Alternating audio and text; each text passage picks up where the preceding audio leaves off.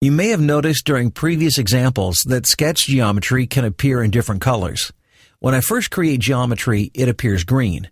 This green color simply indicates that something is selected. You can see as I go on to the next piece of geometry that the green color goes away.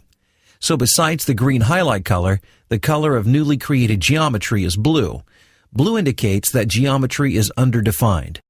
This geometry can be easily changed by clicking and dragging it. As you begin to add definition to geometry, for instance, if I take this point and drag it to the origin, this creates a coincident geometric relation, and this point and line become black. Black geometry indicates it is fully defined. This particular segment is fully defined because it's pinned to the origin, and it is horizontal. The only thing about it that remains blue or underdefined is this endpoint. It can still be moved. If I use a dimension, the point also becomes black and it can no longer be moved. If I place one more dimension, the entire rectangle becomes black or fully defined.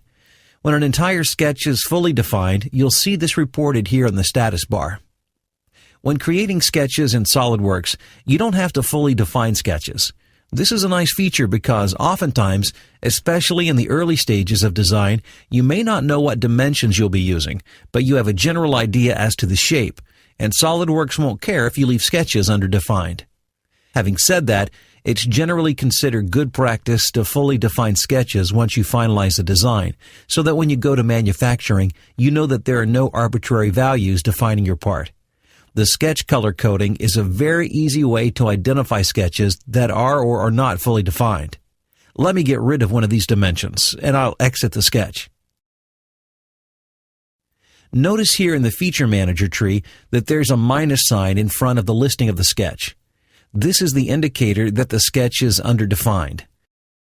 I will right-click and edit the sketch to put in the missing dimension.